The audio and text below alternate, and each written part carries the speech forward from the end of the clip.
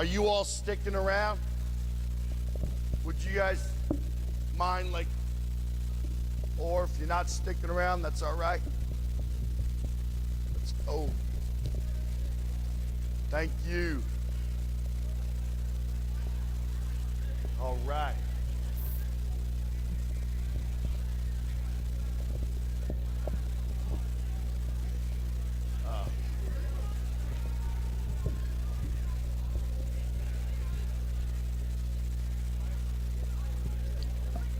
All right, let's get ready. Let's kick this.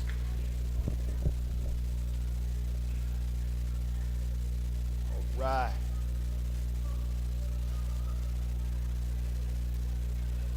All right.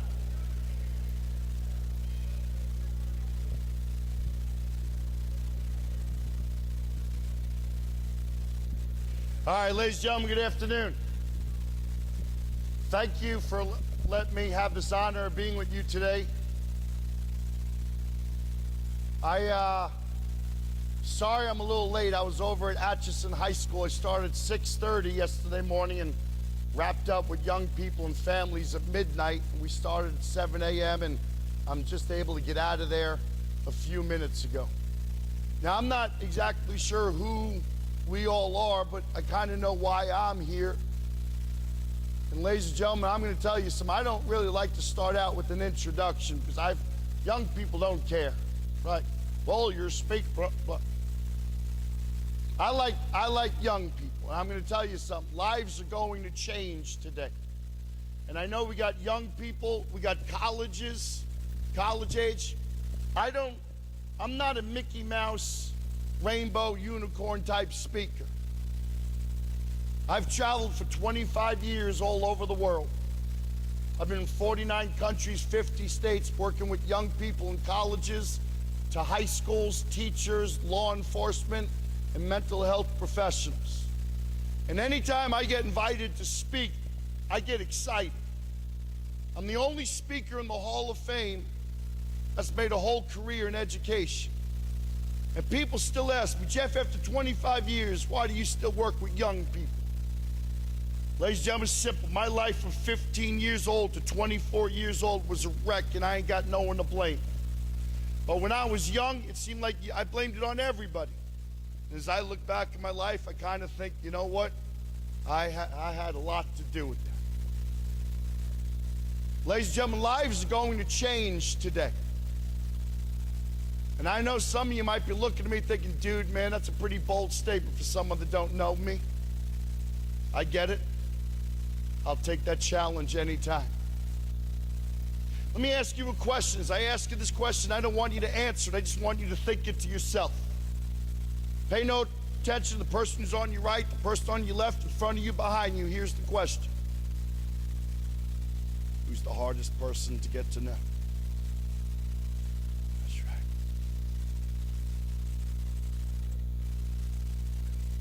I ask that question every day, and every day I get the exact same response. I'll hear a little whisper, myself. Ourselves, us. And your answer will always continue to be that unless you start to make changes.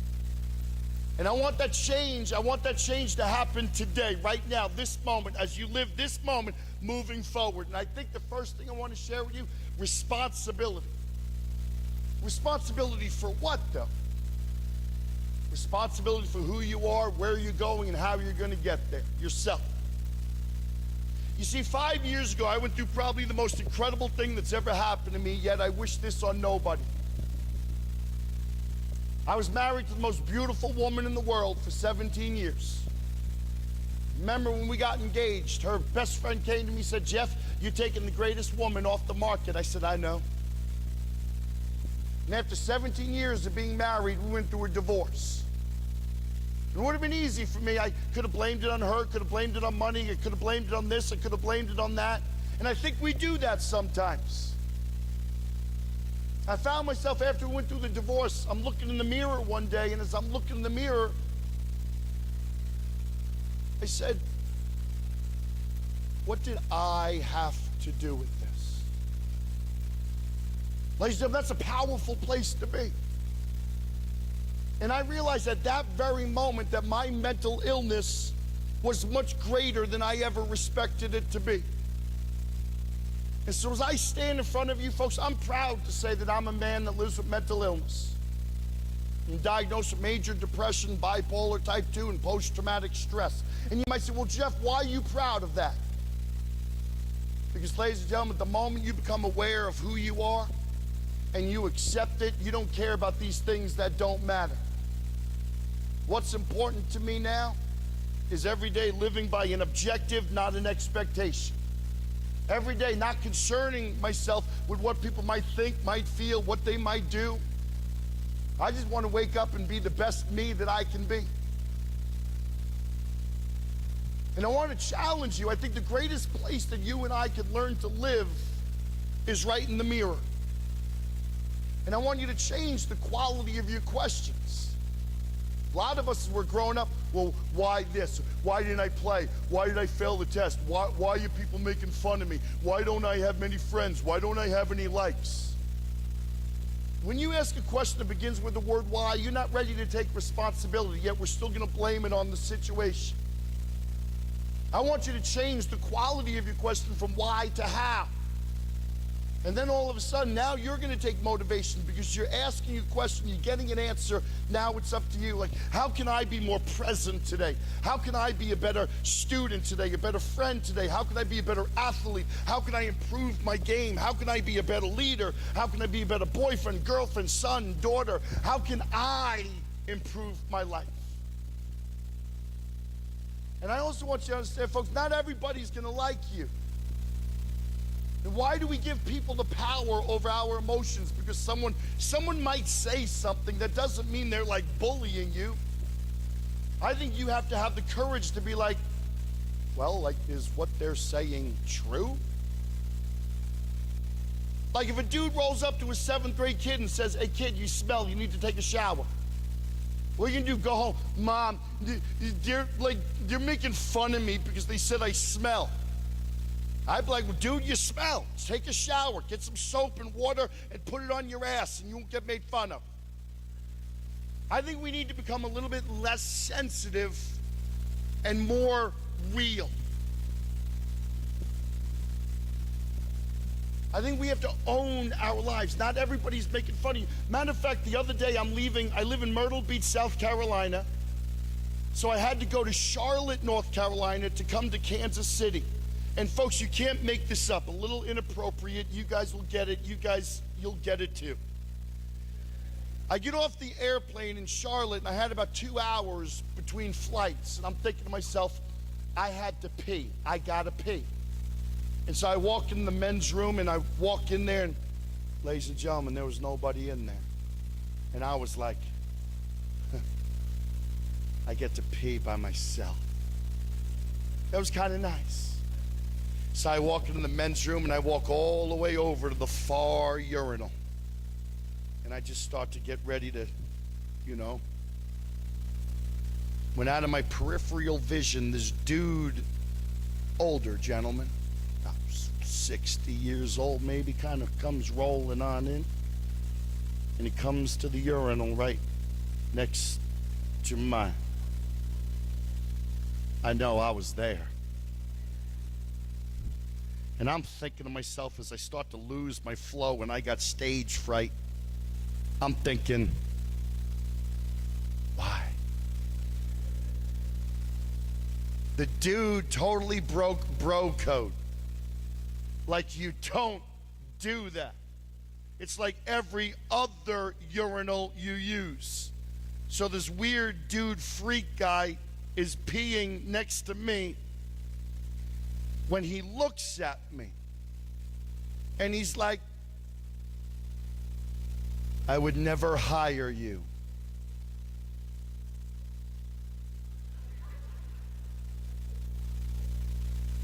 I'm like, now folks, I don't know if you understand what I said to you earlier, but I have bipolar type 2. And if you know anything about bipolar type 2, something can trigger an emotion. And if I don't practice self-care and I'm in good health, then I want to step off the urinal. I want to face him, scissor kick, windmill him in the mouth, But that would not be good because I urinate all over him, urinate all over me, urinate all over the floor, and then there would be greater problems. But thankfully, I'll tell you, I ignored him. You see, when you react, you get in trouble, right? When you respond, you're like, oh, okay, I'm just going to think before I act. It's a good thing to do. I ignored him. I'm proud of me. You don't have to applaud. It's a victory for me. I go over and I'm washing my hands because you do that. And then said freak weird guy comes over and he's washing his hands when he looks at me and he says, your tattoos are very unprofessional.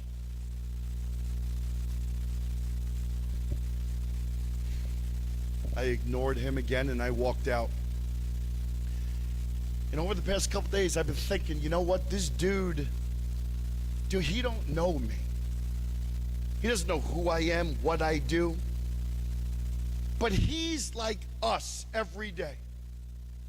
We judge people, we don't know people. We make buying decisions about people every day based on the 1/10 of 1 second, the 5% that we know about them. As a man that lives with mental illness, I've come to learn that every single one of us, we're like one big giant quilt. Many pieces, sizes, colors, shapes, and fabrics, all woven together to just fit one comforter as it lays support on all of us. Why do we judge? I think we judge because we're not secure enough to look at who we are. I think that's the one thing I want to say. The mirror is the best place to be. And I'll tell you this, if you look in the mirror and you don't like that reflection looking back, don't blame it on the mirror. Oh, yeah. And ladies and gentlemen, you are not a victim. I just spent 2 days at Atchison High School, and I met wonderful kids, wonderful staff. I loved it. I know about the 2 suicides they had. I'm meeting a lot of kids coming from broken homes. Every single person in this room has a story. And I don't want to be too hard on you, but I'll tell you, you're not a victim. You think I can come here with mental illness and I can say to the people that brought me in, hey, listen, I've had 2 crazy days. I'm tapped out, man. I'm exhausted. I'm triggered some emotions. I've had enough. I needed to. And do you think they'd say, oh, don't worry, Jeff, it's okay. Do the best you can. You have a choice. You either can play the role of a victim or you can rise up and you can be a victor in life. You don't go to school to be a victim. You didn't choose to come to college to be a victim. You make that choice. Let's not be bitter and angry. I want you to choose to become better in life. As a matter of fact, we all live in circumstances and situations and conditions. And so I ask you, what are you going to do about it? Well, Jeff, what can I do? It's not my fault. You're right, it's not your fault. But just because something is not your fault, that doesn't mean that it's not now your responsibility. Dude, what do you mean? It's not my fault. You're right. But you see, our responsibility every single day is we wake up regardless of what we're going through, what we're dealing through, what we're living through. We brush our teeth, we wash our face, we do our dance, and when you walk out that door, you put one foot in front of the other, and there's 3 things I think are important. Number 1, your behavior. Number 2, your attitude. Number 3, your choices. I was a 3-sport all-state varsity athlete in high school. I played football, basketball, and baseball. I was heavily recruited to play Division I football until one day. Listen, I don't test well. I'm not a smart man. I had to take those exams called the SATs. And I scored so poorly on the SATs that I was academically ineligible to go to college to play college football. All of a sudden, the letters stopped coming, phones stopped ringing. And then I'm walking through life, all my friends are going to college, and I'm like I'm not as smart as you guys. I'm not the, I'll never date the pretty girl. I'm dumb. I'm never going to make it. And then on the night that I graduated from high school, my mom and dad kicked me out of the house. And when I was young, my parents were stupid. Like I said now, here I am, and I kind of look back and I'm like, yeah, I probably had a lot to do with that.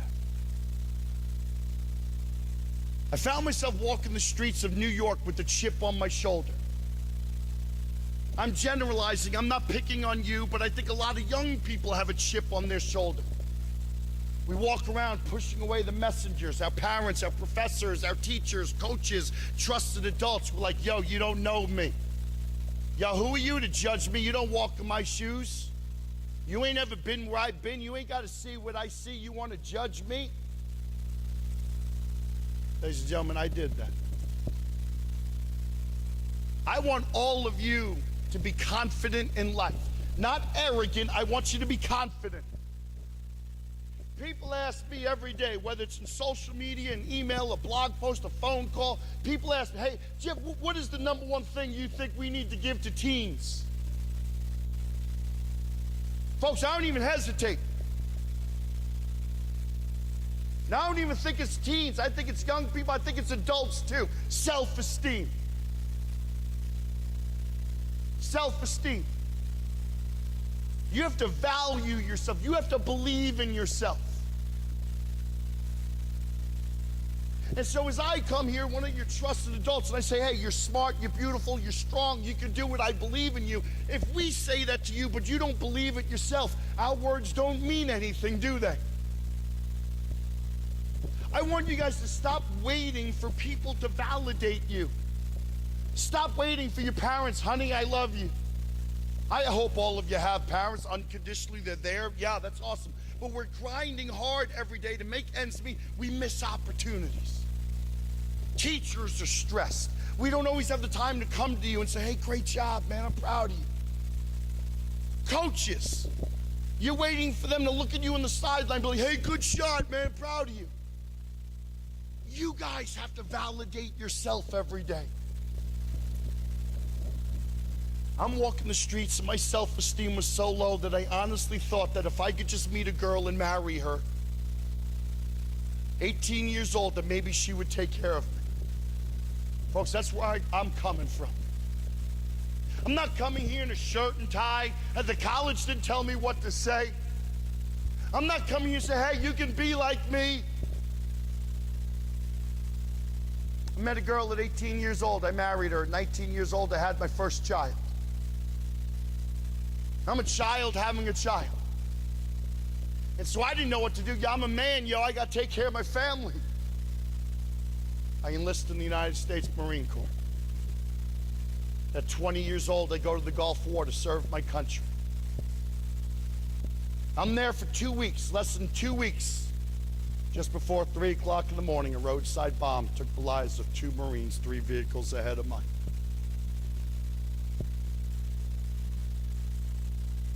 We come back stateside. February 26, 1992, 7:38 in the morning. We have formation at 8 o'clock in the morning. All the Marines are lined up at the armory, getting their weapons. I got to make sure all my Marines down the hall are up. Third door, left-hand side is one of my Marines. His name was PFC Eisenberg. I walked down there, the door slightly cracked. I wanted to make sure he was up. He had a habit of being a little bit late. I pushed open the door. Ladies and gentlemen, he's sitting on a chair about 7 feet in front of me with the chair on either side. He has a 9mm right at his chin. I looked at him, I says, Eisenberg, I says, don't do it. And ladies and gentlemen, he looked at me, he said, Corporal Yalden, nobody cares about me. He says, I care about you. As he looked at me in my eyes and I looked at him in his eyes, he said, maybe you're the only one. And he pulled the trigger and he took his own life.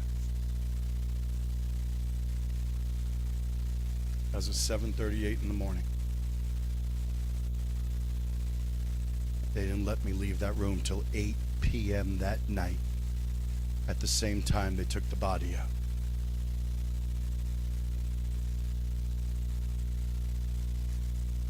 I want you to remember what I'm about to say.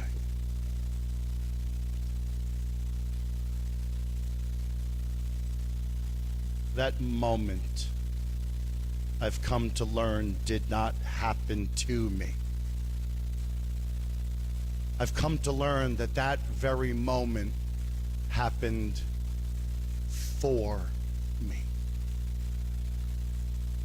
You see, remember what I said earlier, you have a choice. You're the victim or you're the victor. You can be bitter or angry, or you can choose to become better. But one thing I've learned as a man that lives with mental illness is that life happens, things happen, situations, conditions. It might not be your fault, but it's your responsibility. And the responsibility that I've come to learn is that no matter what we go through in life,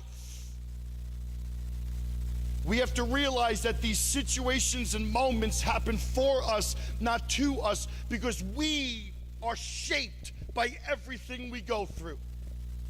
Everything we encounter, everything we see, everything we do, it makes you who you are. It builds that resilience, it builds that compassion, it makes you more empathetic, it makes you stronger. So when you choose that mindset not to be the victim, but to be the victor, I wish this didn't happen, but had this not happened, I probably wouldn't have traveled 49 countries and 50 states in my career doing the things that I've done. Had this not happened, I probably would not have saved 2 lives that are in a hospital right now because of yesterday. And folks, I understand life is hard, but I think sometimes we make life harder. I'm walking the streets. The choices I made at the crossroads, self-esteem, it's either will this benefit me or will this hurt me? Or lack of self-esteem, it's like, which way you guys going? I'm gonna follow you. Hey man, are you going to see this stupid speaker we got today? If you go, I'll go. Hey, this is gonna be stupid. Another person tell me do this and don't do that. Don't do drugs, pay attention, be the best athlete you can, respect your professors and your parents. Folks, I'm pro-education, but I think education is much bigger than being within 4 walls. I think education's every single day. What you do, where you do it, how you do it, with whom you do it. Education is the game this afternoon. Education is what you learn as a result of winning and losing. You don't always win, you lose, but losing teaches you how to appreciate winning. Education's every day. But it took me all of this to come to appreciate this. At 21 years old, I come back, I have my second child. 23 years old, I lose everything. Lost everything. And I want to invite you that when you come to this crossroad in life, I'm going to tell you 3 things I contribute my success to. And I think it's really important at this crossroad. Number 1, value yourself. Going back to the self-esteem, some of you say, well, I'm not as smart as other people. No. I graduated high school 128 out of 133 students. I was rejected by 16 of the 19 colleges that I applied to. I grew up with a learning disability, a stutter, a twitch, ADD. I grew up with a lot then that I wasn't aware of that I'm really aware of now. And so when you guys, well, I'm not as smart as, no, I'll ask you a better question. How many of you right here would admit to me that you're probably a little bit lazy? Raise your hands. Put your hands down. Love it. Love it. Applause. Yeah, good. Well, Jeff, you're applauding these young people for being lazy? No. I'm applauding you for being aware that you're lazy. That's different.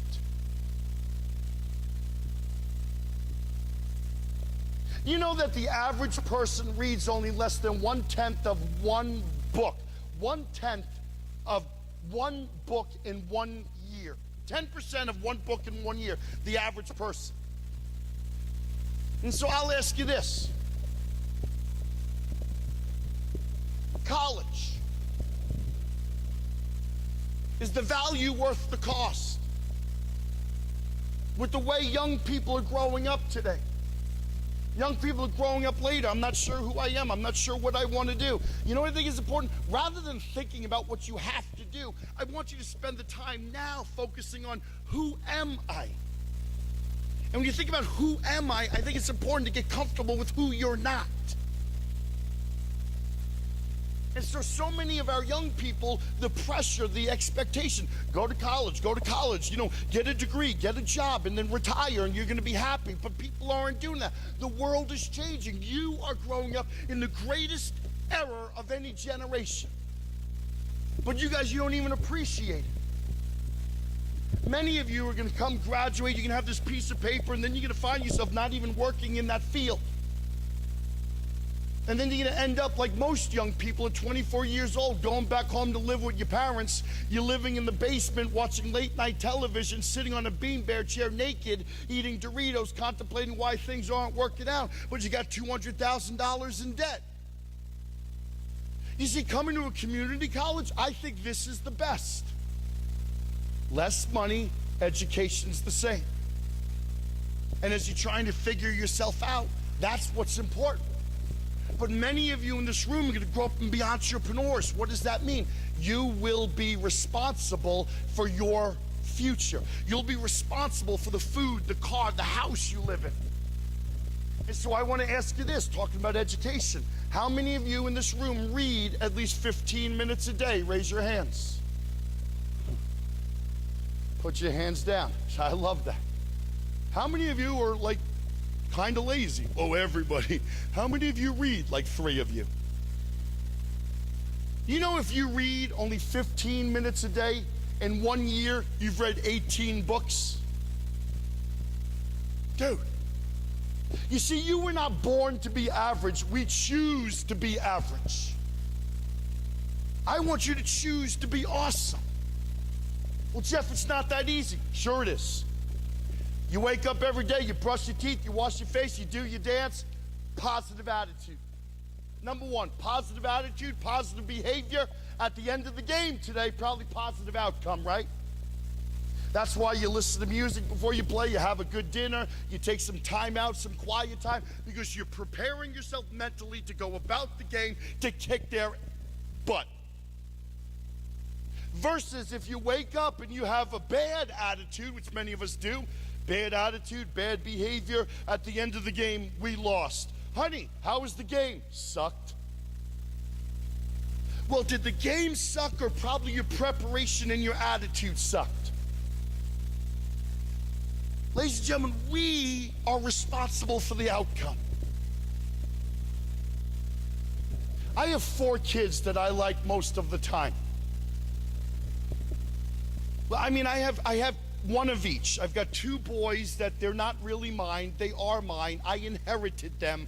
They showed up through a blended family, divorced. Okay, good. They showed up one day in my house like cats. They're just like there. I'm like, hi. And they were like, hi. And I was like, yeah, the refrigerator, you help yourself.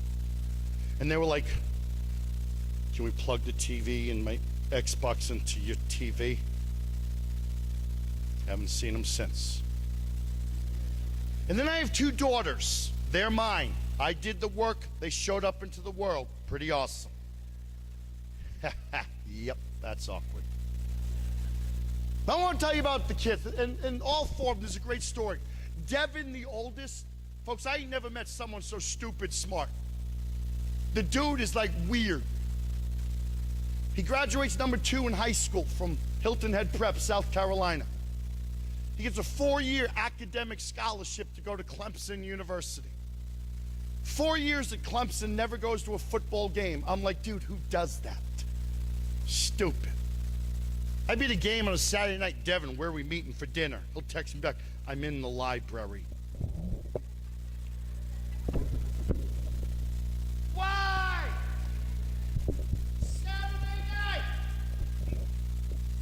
While at Clemson for 4 years, he gets 2 degrees. He gets a master's degree in math, which confused me because 5 out of 4 people have trouble with math. Number 2, some of you will figure that out later. Number 2, he gets a bachelor's degree in computer science. Yeah, he's weird. And so last year, Clemson University, they send out an email to the seniors. And it goes a little something like this. Dear seniors, on such and such date, we're gonna have a job fair.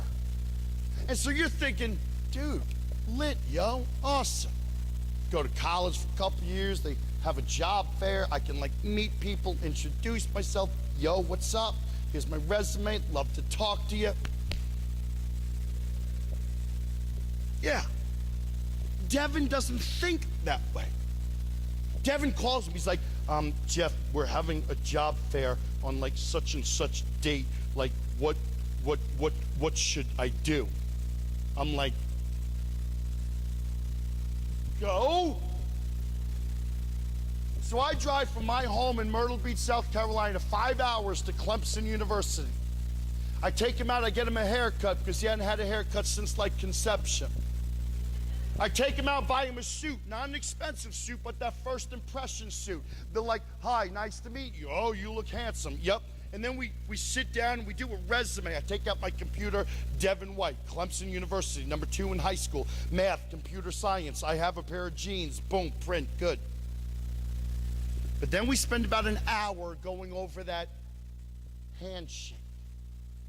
Yes, sir. No, sir. Yes, ma'am. No, ma'am. Thank you. Please. You're welcome. Excuse me. Hi, I'm Devin White, graduating from Clemson. I have a degree in mathematics and computer science. Here's a resume. I'd be honored to talk to you. At the end of the day, he goes home, he calls me, he's like, I'm exhausted. I know, you probably never talked to that many people in your life. And I said to him, I said, Devin, here's what I want you to do. I want you to take every business card and write every single one of them a letter. And in that letter, I want you to thank them for their time, take your resume, attach it, and say, in the event you may have lost my resume, I'm giving you another resume. I'd be honored to talk to you. A week later, I'm calling him. I'm like, ring, ring. The person you are trying to reach, mailbox is full. You never get that? So I text him. Devin, why is your mailbox full? He texts me back. Who listens to voicemail anymore? Devin, go through your voicemail. He calls me back about 30 minutes later. There was a message from 2-3 days ago on his voicemail that he never got because he does not listen to voicemail. It was a company, you may have heard of them before. NASA. The space shuttle people. The real smart, stupid people. The stupid, smart, yeah, them. Folks, I know how you guys are growing up. I get it. I'm okay with it. You guys don't know what life was like before, like Snapface and Insta and cell phones and group text and this and that. But understand, the world you're going into, they still operate like that. NASA does not Snapface you, yo. Yo, hit me up. And so now I gotta spell it out to Devin. Listen to the voicemail, write down the person's name, write down their phone number. You can't call said person if you don't have a name and a phone number. So he calls them. They want to have a phone interview. So he sets up a phone interview. They have a phone interview, and a week later they call him back, and now they want to bring him to Florida for 4 days for a job interview. And you guys are like, woo, I'm going to Florida. Devin's like, Jeff, like, they want me to go to Florida. Like, what do I do? Go! So I find myself as the helicopter parent that I promised I never would be. Like, I'm mowing the lawn so you can go out and play. Shut up and go play. You're going to be fine. That's going to build self-esteem. I go down there and I'm golfing during the day. He goes into the meeting, and at night we go out to dinner. I'm like, so Devin, what kind of questions they ask? What'd you think? How'd you feel? What about the facilities? Do tell. They offered him a job before he even graduated. Folks, Silicon Valley is not even asking you guys, hey, where'd you go to college today? You guys are going to start facing a lot of people that are going to start saying, what did you do? What did you do? As a matter of fact, they said, we'll wait till after you graduate, after 4th of July weekend, family vacation, we'll give you $10,000 as a moving allowance. I'm like, why? He's got a pair of jeans. Devin lives in Huntsville, Alabama, Rocket Ship City. He writes code for flight simulators. His package coming out of college is in like the top 3% of people's packages, corporations worldwide. That's not what impresses me. What impresses me, Devin has never been afraid to ask for help. And many people here, we're afraid to ask for help.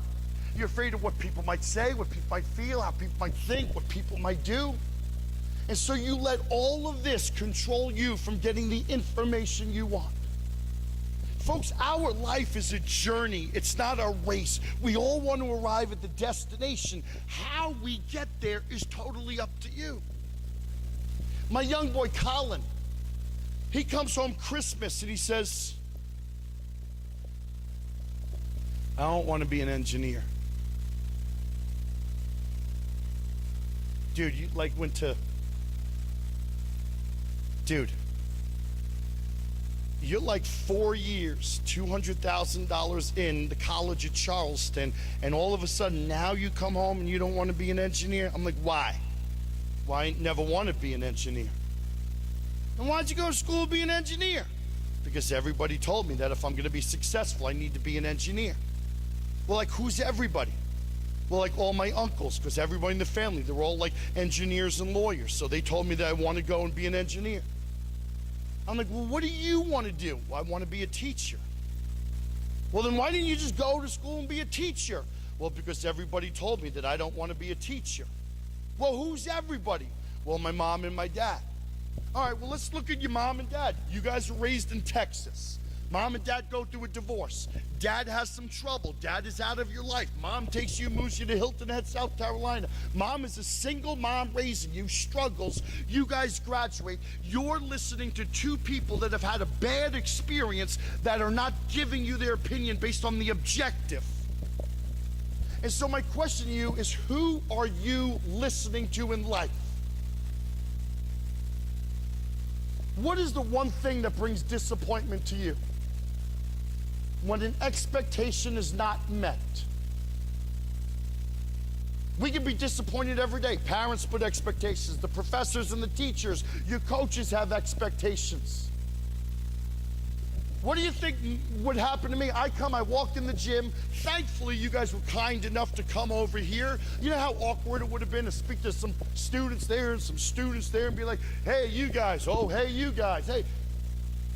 But if you guys wanted to stay, I'd be like, hey, listen, I could have had an expectation and been disappointed. But you know what's important? The objective. I show up as on time as I can be. Where's the microphone? Where are the students? I could have been like, hey, why aren't we in an auditorium? I'm Jeff Yalden. Well, what about lighting? Do I have water? Why don't I have a seat? Why is there not like carpet out here? None of that matters. You know what matters every single day? Is that you and I are living in the objective. Don't pay attention to them. Let them go. They got something to do. And so the objective is very simple. I'm going to wake up behavior, attitude, and choices. Going back to those three things. Number one, value yourself. The objective. Number two, attitude. I used to hate talking to young people, college students, about attitude, until I realized that I'm a man that lives with mental illness. Attitude is a small thing that makes a big difference. I'm quite sure ain't none of you woke up this morning, you're like, yippee, I'm going to school today. You think I wake up every day and I'm, yippee, I get to go deal with death and dying today. Attitude, we have a game. Attitude, if you think you can make the shot, there's a chance you probably make the shot. Attitude, if you think you're not going to make the shot, there's a real good chance that you suck and you're not going to make the shot. Number 3, choices. Crossroads in life. How do you make your choices? If you go home and your little brother hits you, what are you gonna do? Jack him up. Boom. Knock him out. Then you probably, what? Mom, he hit me first. Versus, I have this mantra that I use all the time as a man with bipolar. Take time to think. I call it the 4 T's. When I'm in the middle of something, a trigger hits my emotion, I'm like, step back, take a time out, go for a walk. Is this gonna help me or is this gonna hurt me? I also think of my nephew Patrick, who has autism. Patrick loves this movie. I hate it. And if I ever have to listen to the movie or watch it one more time, I'm gonna put a pencil in my head. But there's a great message to that movie. Let me sing you the song, you tell me the name. Let it go. Ladies and gentlemen, let it go. Choices, let it go. That which does not serve you, let it go. Number 3, how many of you have ever been angry? Yeah, hands go like crazy. My therapist said to me about 3 months ago, she says, Jeff, I think you have a problem with anger. Pissed me off. I swear I almost punched her. I'm like, but I'm very open to learning and growing. So I said to her, I said, Stacy, why do you think I have a... And then she showed me this thing called anger distortions. And as I'm reading it and learning about it, I'm like, everybody has a problem with anger. And so I've come to learn this. Next time you get angry, remember, anger is like pee in your pants. Everyone can see it, but only you can feel it.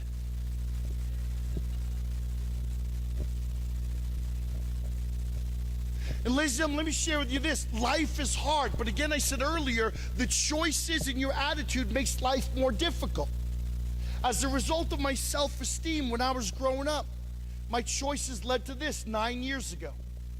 My daughter's mother calls me. I'm in Grand Rapids, Michigan at a youth conference, and Mom calls me and she says, are you free? I'm like, no, I'm working this conference. She says, why? Mom says to me, you might want to make yourself free. I says, why? Mom said to me, I just dropped your daughters off at the airport. And unless you want them to be homeless, you need to find them a one-way ticket because they're no longer welcome in my family anymore. I don't necessarily think she did that. I think I had a part of it because I made choices that brought these 2 innocent young ladies into the world. But that moment was devastating. I go to the people that brought me in. I'm like, listen, I have to go. I don't know if I'll be back. I'll call you. I'll let you know. I have to go right now. I get to the airport, and within 3 hours of getting that phone call, I arrive Dayton International Airport, Ohio. I get off the plane. I walk in front of the airport, and sitting on a bench on the other side of the airport, my daughters are sitting on a bench. And my daughters had 3 black trash bags to their name. They had no money, no cell phone. They barely had hope. Ladies and gentlemen, don't ever lose hope. And the first thing I did is I ran over to them. I gave them a great big hug, and I said, it's going to be okay. Do you think that when I hugged them and I said that it would be okay, that I knew that it would be okay? Ladies and gentlemen, I don't know you. And you don't know me. But I promise no matter what you go through, it will be okay. But you have to be willing to do the work. Well, Jeff, what's the work? Again, it's this easy. You pick yourself up, you brush your teeth, you wash your face, you dance, 1 foot in front of the other. Attitude, choices, your behavior, your vision, your going places. It's okay to take a time out. It's okay to ask for help. But too many of us, when we're young and the door closes, we spend so much time with that. My life sucks. Nobody understands. My life is never, my life is over. Dude, I get it. When I was a junior in high school, my first girlfriend, she dumped me. She dumped me because she said I'd never make enough money to support her. Yeah, I'm like, yeah, how you like me now, girl? You know how long the pain lasts? Probably forever. But it gets easier. You wanna know why I know that? Because we're friends on Facebook. Her husband's ugly. I laugh about it now. And so too many of you, as you go through life, you spend so much time living in the past. Y'all ever been in a car? Here's the best analogy you'll ever hear. Windshield is real big, right? Because that's where you're going. The rear view mirror ain't that big, right? Because the rear view mirror is like your ex-girlfriend. You check it out, but you don't live there. You keep going forward. Boom. That's simple. So 4 years ago, because I believed, one of the greatest experiences happened in my life. Totally unexpected. I became a legal guardian of 2 biracial boys. Their mom, 36 years old, died unexpectedly. And so these boys are going to be raised by their grandparents. Grandparents weren't in good health. And the grandparents just asked me one day if I could be the big brother. I want to tell you about Jordan and Joshua. Jordan was 12 years old in the 7th grade. Kid was amazing. My kids don't sleep with the cell phone. The dude would get up an alarm clock every morning. He'd get in the shower. I'd be walking down the hall. He's singing. I'm laughing. He sucked at singing. But I was like, the dude knows how to create his mood. And so he'd come downstairs, take the waffles out of the freezer, put them in the toaster, pop the toaster up, put the waffles on the plate, take the syrup, pour it all over the kitchen counter, and accidentally get some on the waffles. Dude, how do you miss your freaking waffles? You know what else I hated about having boys? Boys can't pee in the toilet. Now I'm serious. We used to play a game. Dude, here's the Cheerios. Put them in the toilet. Pee on the Cheerios. Sink the Cheerios. Jordan would be in there peeing. I'm in the kitchen. Jordan! He's like, what? 3-pointer. Look. Hey! Nope, you are way short, dude. Yeah. Dude, if you can't pee standing, sit. Sit and pee. But you know what I liked about Jordan? Everyone loved him. He was an advocate for kids that got made fun of. He played football. He played baseball. He was always happy. And I want to tell you about his brother. Joshua was 15 years old in the 9th grade. And from the age of 1 to 3, he was sexually abused by his father. Their father will never leave prison. This young man couldn't sleep in his own bed at night. Every night we'd go to bed, he'd come in my room. Mr. Jeff, can I sleep with you? And so every night, pillow and blanket on the floor next to my bed. And the rule was that when we wake up in the morning, you take your pillow and blanket back to your room and you make your bed. We never negotiated that, but he never understood. You see, I think the first thing you should do every morning, you wake up, before walking out your bedroom, you take your dirty laundry off the floor, you put it on your bed, spread it out, you take the sheet, the comforter, put it over the laundry, over the bed, because if you're not going to put it away, at least put it where it looks somewhat presentable. And then when you look at your bed, you're like, yep, I did that. And then when you walk out your bedroom, you kind of like, I feel pretty good. And then if you have a bad day, at least you get to come home to your 4 walls and you get to walk into your bed's already made. Joshua couldn't take a shower. He could only take a bath. And he would only take a bath if there's a trusted adult upstairs. He knew he'd be safe. He tried to take his life twice. And my greatest fear is, would he try a 3rd time while I had him? It was 5 days before school was starting. And on this very day, Joshua was coming out of a hospital, a child psychiatric hospital, where he spent the past 8 weeks that summer in this hospital.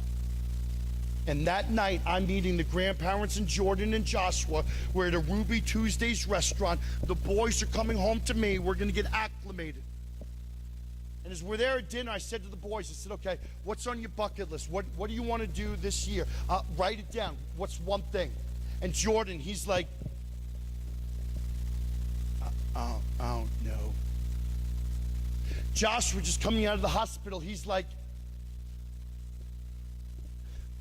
I want to play football.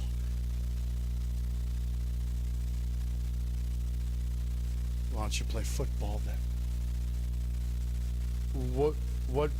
What if I don't make the team? Why don't we worry about that then, Josh? But you're fast. You're strong, Josh. You know what coaches want? They want kids like you that are strong, that are fast, that are coachable, that pay attention, that hustle.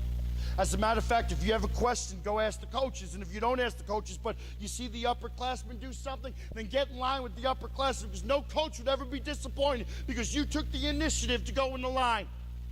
I said, you do that, I have no doubt you're going to make the team. And so my job over the next couple of days was to give him the courage, the confidence to go out for the team that was greater. What's your why in life? I had to make it stronger than his fear if like, what if I don't make the team? And so 9th grade, you want to play football? On the first day of school, you bring your cleats, your shorts, and your shirt. When that bell rings, get out there in the football field. The bell rings, Josh is out in the football field. He comes home that night, late o'clock, 6 o'clock, late bus. Runs in the house, Mr. Jeff, I made the football team, Mr. Jeff. I'm like, Josh, you had tryouts today. No, like he gets angry. No, Mr. Jeff, the coaches said the 9th grade, they don't have tryouts. That they said, if you're in 9th grade, you commit. If you commit, they said, I gotta commit. Mr. Jeff, I'm gonna commit every day. All I want to do is play football. I'm gonna be on the football team, Mr. Jeff. I'm like, so Josh, you mean Grafton football, 3-time state champions. Like, you're on the team. Mr. Jeff, I'm on the team, Mr. Jeff. And none of you knew his story. And for the first time in his life, you made him feel like he belonged. He wore the uniform, he was in the meetings. All he had to do was show up and commit. Now, what would have happened had his fear been stronger? And I'm just afraid I'm not going to make the team, so I'm not going to go out for the team. But then a couple days later, he hears that everybody makes the team. Could he then go to the coaches and be like, I didn't know that everybody makes the team, but like, if everybody makes the team, can I like be on the team now?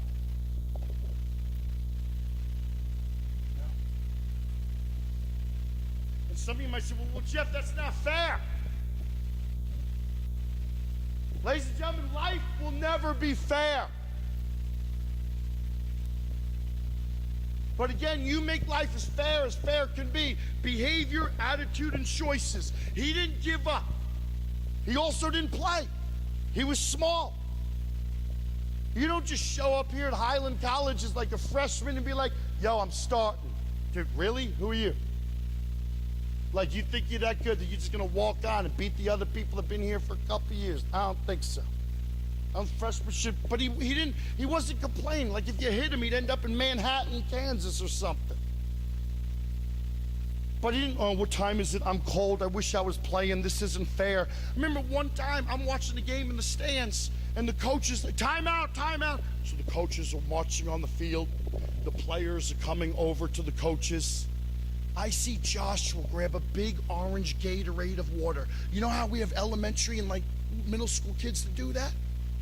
In full varsity uniform, he grabs the jug of water. He's running it out to his teammates.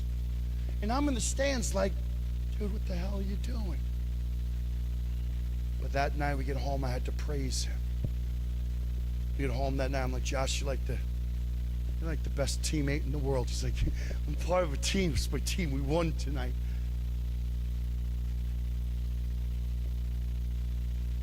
I'm going to teach you the greatest lesson right now about leadership. Every single one of you in this room. I don't care if you're in 7th grade. I don't care if you're a professor. I'm going to teach you right now the greatest lesson on leadership.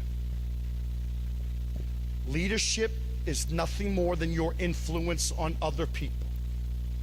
And so your influence on other people, you within your circle, within your team, within your class, within your community, as a leader, you have to answer 2 questions every day.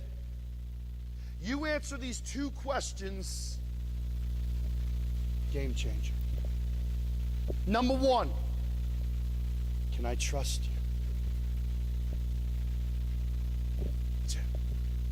And then when people know that they can trust you, the second question they ask, do you care about me? That's it. Boyfriend, girlfriend, husband, wife, teacher, student, student, teacher, coach, athlete, athlete, coach, athlete, athlete. The relationship. In all relationships, that is leadership. You have to answer, hey, can I trust you? Yes, you can. If you can't, there's no relationship, there's no trust. Number 2, do you care about me? I care about you.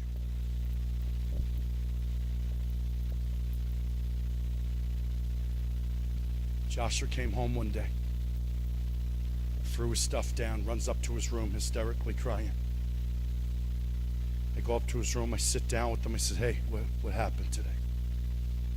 He told me that that day at practice, a senior, one of the captains, told him that he should go home, do the whole team a favor, and he should kill himself. Why are we so hateful sometimes? You know what he said? He said, I'm sorry, I didn't mean it, I was just kidding. I called the coach, I go sit down with the coach. I didn't want him to get in trouble. But I said, you know something, coach? He knew me. I coached varsity basketball for 2 years. We were state championship 1 year. I didn't want him to get in trouble, but I wanted coach to teach him about what being a captain, a leader, being in a leadership position, that's all about. And I go sit down, we talked about you, we talked about winning, we talked about losing. And I'm gonna tell you, folks, I know coach is hard. I know coaches are some of you like, man, why are we running so much? Hey, no problem, guys. Relax. Let's not run. Go get some water. Take 10 minutes, get some water. Yeah. Don't worry about the game Friday night. Let's just go drink water and get our asses kicked. Next time coach is hard, I want you to say, thank you. Next time your teacher or professor's hard on you and you want to get upset, the teacher's stupid, this doesn't make sense, stop yourself and say thank you. Next time your parents are jerks, stop and say thank you. Why? Because me as a teacher, as a coach, as a parent, if I let you settle to be living at the potential that you think you're capable of living, I'm not doing anything for you. My job is to get you to see you the way I see you, not to settle. So that's why I want you to look at the people in your life and say thank you, because they're pushing you so you grow beyond what you think you're capable of growing. And I go back to Colin. We go back to school and we find out just, a few months we can change some things. He can go be a teacher. I want you to focus on not what people want you to do, not what you think you have to do. I want you to focus on what you're passionate about every single day, because this whole 8-hour workday doesn't exist anymore. You've got to be willing to do more with less. Like my daughter, Tori. Senior year, she comes home one day, we sit down, she says, Daddy, I'm not college material. I was like, I know. And she wasn't. But I didn't want her to go to college like so many people, spend $200,000 and be confused about who she is and what she's gonna do. But I said, just because you're not college material doesn't mean that you're not gonna have a purpose in life. So I said to her, I said, what do you want to do? She says, Daddy, I want to dance on Broadway. And she was a good dancer. I remember one time when she was in high school, she's like, Daddy, I can dance and float through air like air.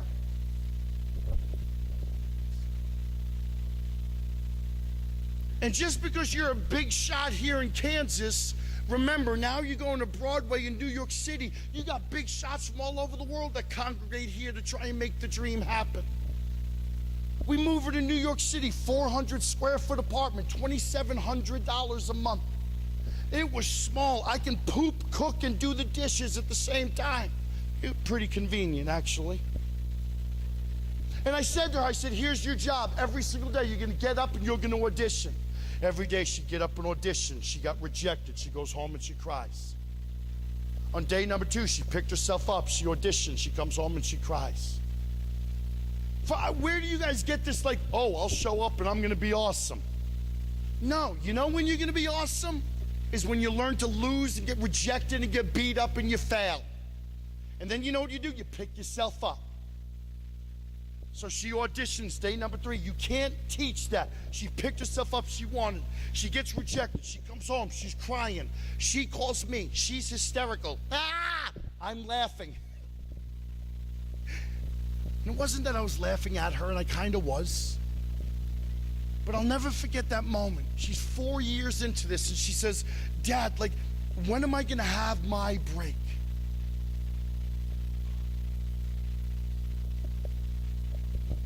Ladies and gentlemen, education does not provide you with a guarantee of anything. You want to know when you're going to have your break? Overnight success takes 15 to 20 years. You have to be willing to show up early, to stay late, to do the little things, to make yourself so valuable that they can't afford to get rid of you. My sister, I love the story, North Carolina, $75,000 a year. And her boss one day said, would you mind taking out the trash? She said, that's not my job description. After lunch, they fired her. She makes $30,000 a year now. She lost $45,000 a year because she said that's not in her job description. Stupid. I remember about a month ago, a 9th grade kid comes up to me after talking. He sees my camera. He's like, hey, Mr. Jeff, you vlog? Well, yeah, man, I'm not really good at it, but I like to fool around, keep me busy. I vlog. You do? Yeah, me and my business partner, we have a business. You do? What do you do? Well, we're YouTubers. You are? Yeah, but my business partner, he wants to quit. Well, who's your business partner? Well, my friend. We're in 9th grade. Oh, why does he want to quit? Yeah, well, he wants to quit because he says we're not successful yet. Well, how long you been in business? Like a month. Do you ever want to punch a kid? Been in business like. I have a video up on Instagram and YouTube. Me and my best friend Dennis from high school. October 1989. After football practice one day, we're sitting outside the locker room talking about what we wanted to do. And we both wanted to be pilots. And so Dennis was one of the smart people. He goes to Jacksonville University. He goes to the Navy ROTC program. 4 years graduates, becomes a commissioned officer in the Navy. This past October, I went to Pensacola, Florida, and celebrated 25 years as a commissioned officer in the Navy. You want to know what he retired? He retired as the number 5 pilot for the Blue Angels. My journey was a little bit different. Parents kicked me out. I had to search for meaning, find myself. I lost everything. I'm 47 years old. I've traveled all over the world. I own 2 airplanes, and I'm a private pilot myself. My plane doesn't go as fast, but we both achieved what we wanted to. The journeys can be different. Life is not a race, it's a journey. And my daughter, after dancing, she's like, Dad, well, I don't think this is like my dream anymore. So she goes back to school. She gets a real estate license, and now she's selling real estate in New York City.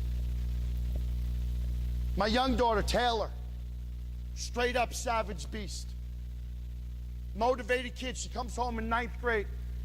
It's about April. She's like, Dad, next year I'm gonna go to Chile and I'm gonna be an exchange student. I was like, no, you ain't. She's like, yeah, I am. I'm like, no, you ain't. She's like, well, you're fat.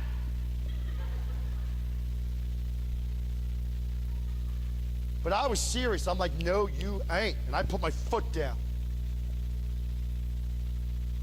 So sophomore year, she goes to Chile to be an exchange student. Was she scared? Yeah. Was fear in front of her? Folks, fear is in front of us all day. But what are you gonna do? Stand there and like, well, I'm scared. I'm just not doing it.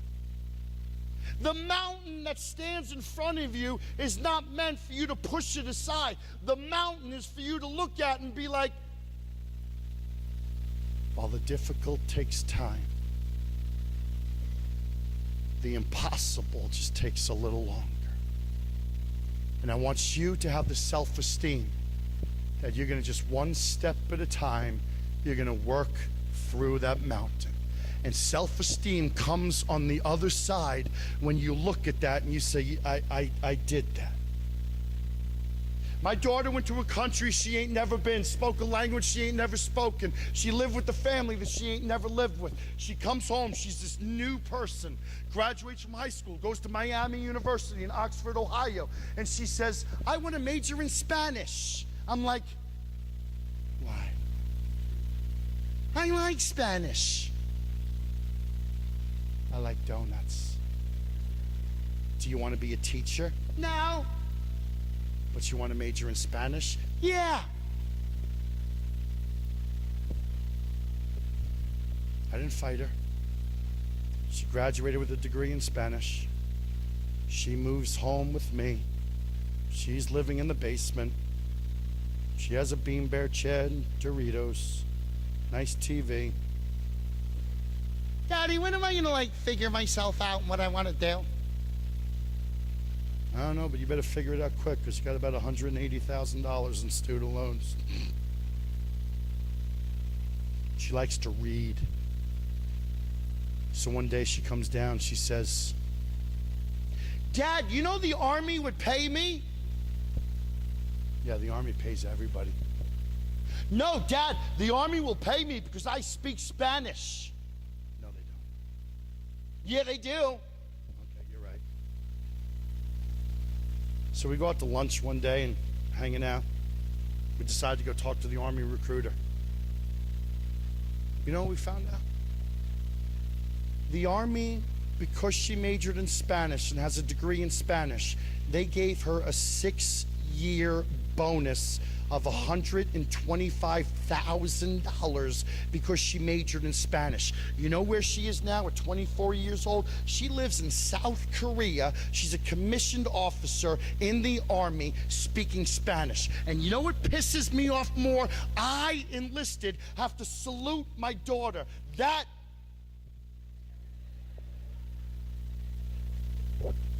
That's bullshit. Do not go home and tell you heard a bad word. But you know what I like about this? This is what she wanted to do. Her passion, she worked it, she read, she figured it out, and now she's doing things she loves to do. I want to wrap up with you, but I want to ask you something. What is happiness? What is success? I'm going to get right into it. As a man that lives with mental illness, I'll tell you right now what it is to me. Tonight, when I lay my head in the pillow, every single night, I ask 3 questions. These 3 questions determine my purpose, my happiness, and my success. Number 1, is my life meaningful? What does that mean to you? That means something different to a college-age student than it does maybe a high school student. It means something different to an adult than it does a 7th grader, to a professor than it does. That's the question is my life meaningful? Your challenge is to say yes. If you can't say yes, then I ask you, what change do you need to make in your life so that you say yes? I don't want you to get 30 or 40 years old and say, my life's not meaningful. Because then a change hurts your career, hurts your family. Number 2, is my life fulfilling? Find a purpose in life that's bigger than you. So every day your heart is full, you're doing something you love. Number 3, is my life rewarding?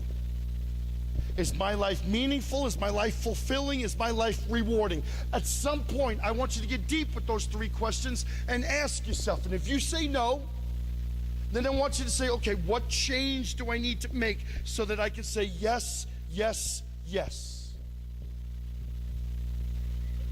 I'll never forget that night I got home from talking to Coach and Josh is on the sofa. Let me get back to Josh. I walk in the house. I sit down with Josh. I say, hey, Josh, I talked to Coach tonight. I said, Josh, do you know why we forgive people? He says, no. I said, Josh, we don't forgive people for them. I said, we forgive people for ourselves. And I told him probably what you would tell him. Let's call it a bad day. Let's pick ourselves up in the morning. I said, Josh, I'll drive you to school. We'll get in my truck. We'll go to Dunkin' Donuts. I'll grab you a donut or 10 of them. Bring your cleats, your shorts, your shirt, your gear. Go out to the football field. He was going out to the football field. 3 o'clock that afternoon, he called me. He asked me to come pick him up. I picked him up.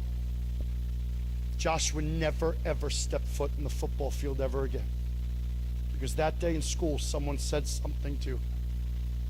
And again, none of you knew his story.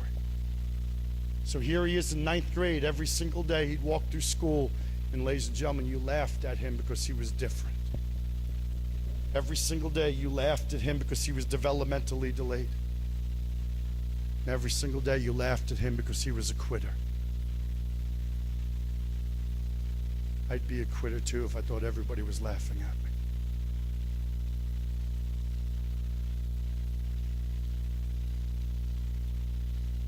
You ever say something you wish you didn't say? You ever done something you wish you didn't do? So ain't none of us perfect, right? Now why do we look at other people and hold them to a standard of awesomeness when you don't even look at yourself and hold yourself to that standard?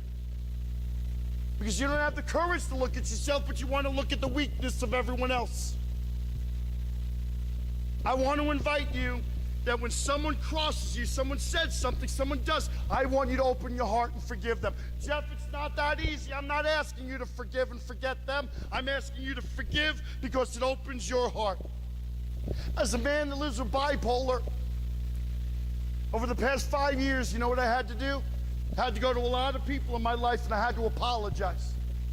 I had to go to them and ask for forgiveness. Listen, I'm sorry. I've come to realize I'm a man that lives with mental illness and I'm diagnosed with bipolar. A lot of people have forgiven me. A lot of people haven't.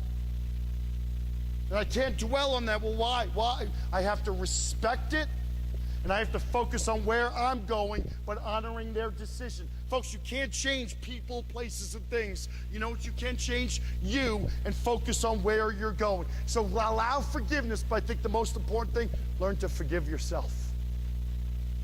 Free yourself. I want to leave you with this real quick. Could you two gentlemen please come up here?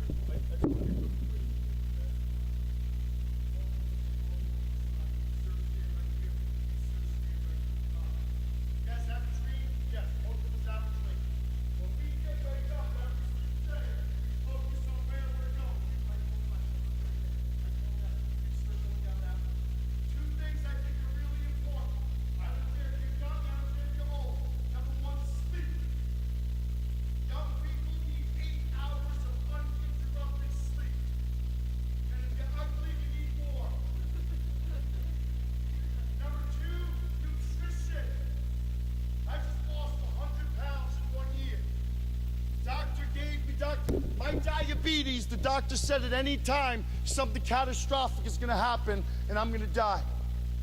My blood sugar was 650 3 times a day. You guys are probably less than 100. My A1C, you guys about 100, 280.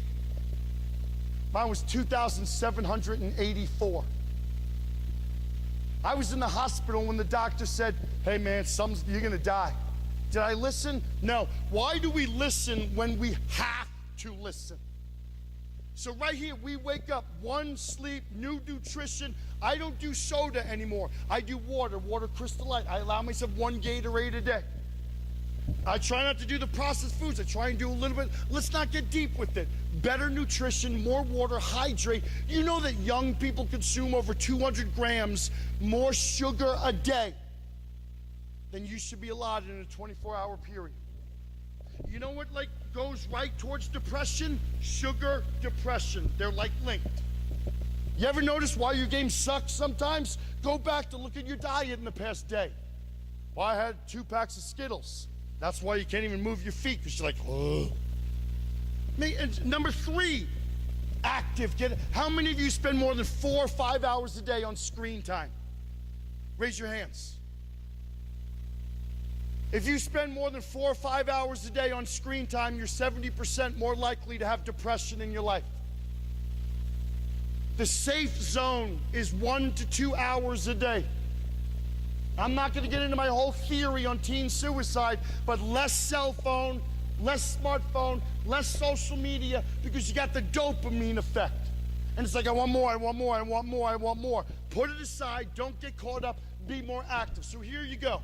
We get up in the morning, sleep, nutrition, we're active. This line right here. This is our purpose to the destination. That's where we want to go. That makes sense, right? How old are you? 19. So when you're like 40, 50, 60, you hope to have some money in the bank, retire, have a nice big boat with a lot of pretty girls, read trashy novels, have a couple cocktails, and live a good life, right? Okay, so you want to get to 40, 50 years old and be an utter failure. No, I like it, man. So if we focus on where we're going and we stay focused every single day, we're going to get further and further. Does that make sense? Versus if you're like, well, this day sucks and I'm going to go game for the next 17 hours. He's going to get further than you. Does that make sense? I'm going to show you how this is a life changer right here. Here's life. We wake up, behavior, attitude, choices. We have a plan. You see, dreams don't work.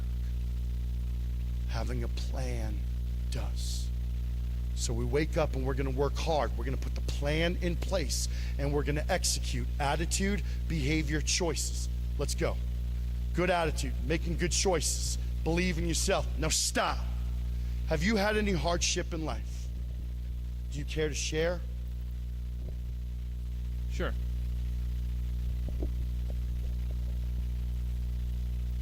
So, my name's Caden Elliott, and see, for the past 4 years, when I was back in high school, back at Washington County, Kansas, I had a lot of hardships with a lot of my classmates. I had a lot of hard times. People I trusted to people I had to give up. Some to this day are still here in my life. Others I've had to forget. I've had to force myself to forget. To a point where I had to go through hypnotism to do it.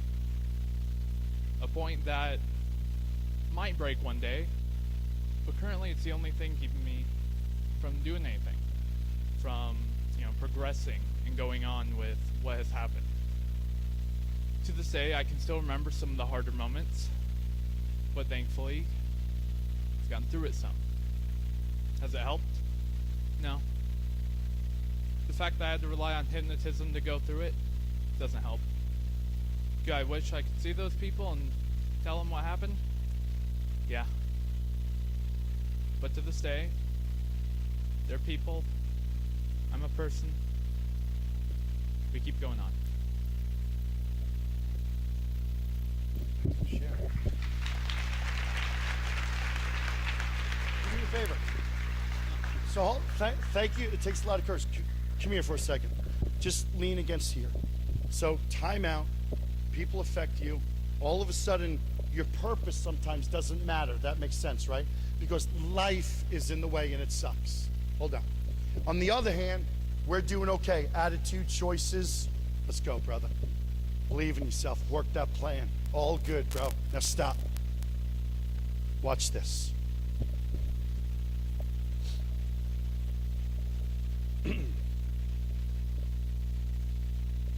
When life knocks you down, you pick yourself back.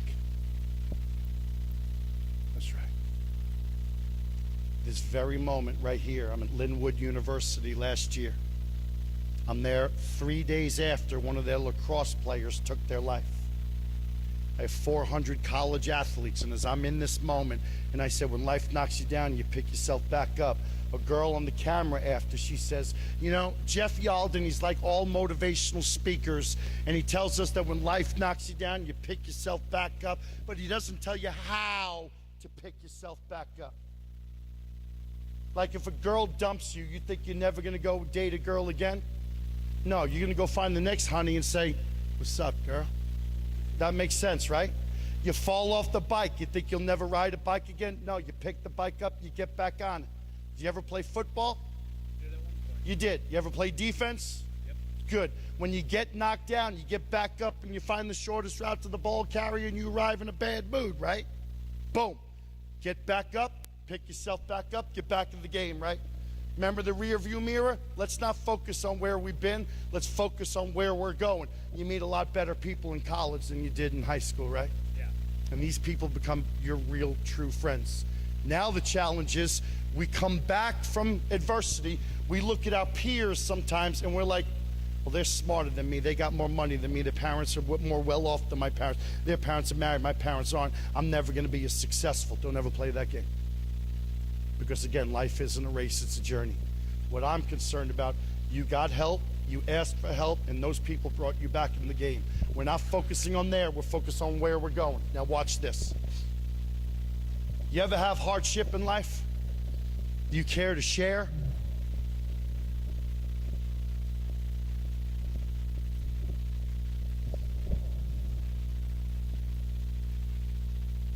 Like many people around here, I also grew up in like a single parent household where one parent just didn't care and just kind of left.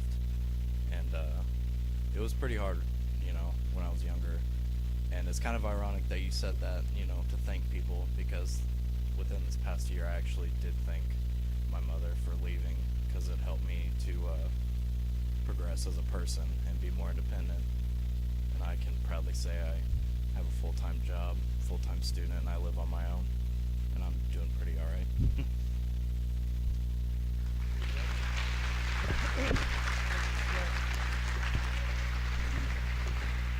So we take a time out. Come here, man. Life sucks. We have issues with family. You know, it's pretty interesting. We all have a story, right? Now you take a time out. Your time out was at a different time than his. You pick yourself back up. We're focused on where we're going. That's where the destination is. Let's go, brother.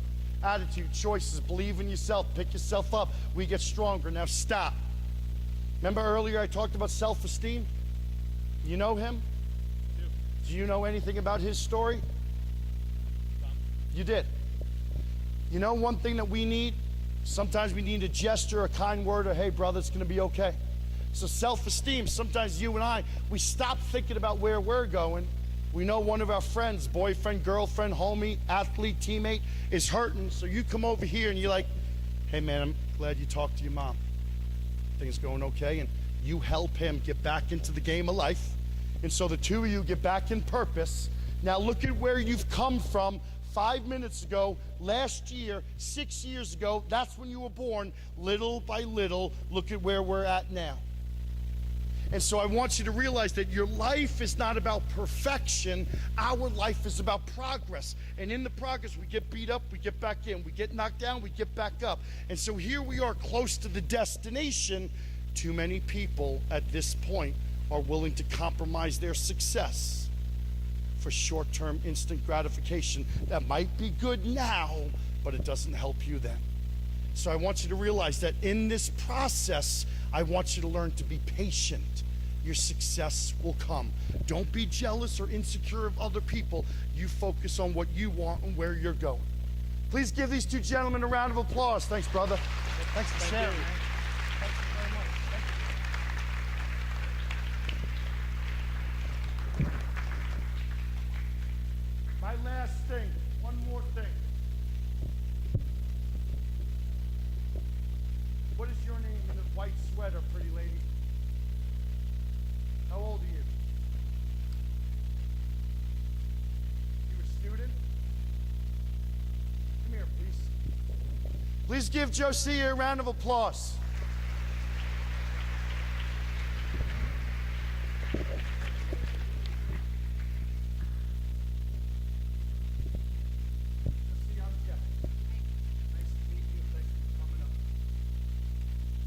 Ask you a question, Josiah. A little awkward being here in front of the young people, huh? It's not the question. It'll be another one. You're a very pretty lady. Do you know that? I mean, a lot of people have trouble taking a compliment like that. Josiah, as I ask you this question, I want you to know that every single person is going to ask themselves the same question, but only your answer are we going to know. And as I ask you this question, I don't want you to pay any attention to them. This is just me, you. This is my heart, your heart, my heart. Have you ever, 33 years old, have you ever looked in the mirror? Kind of a dumb. When that reflection looks back, has that reflection ever not been very favorable? You think everyone here lives with self-doubt? Here's my question. It's Friday night.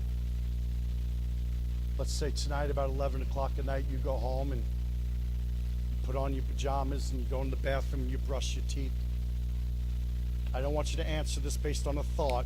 I want you to answer it based on a feeling and emotion right here, right now at that moment. Tonight when you look in the mirror and that reflection looks back, here's the question. Do you see a woman as beautiful on the inside as this whole world we see you on the outside? I'm going to ask that question one more time. When you're all alone,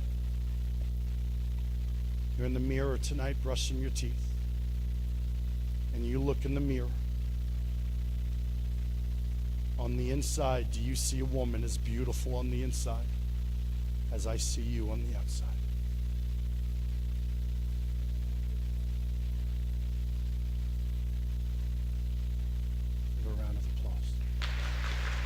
Thank you.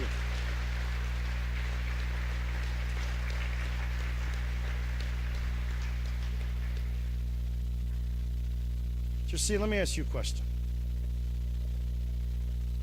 Would you have that same answer if you were 19 or 21? That's right. Do you think these years helped you realize what's important?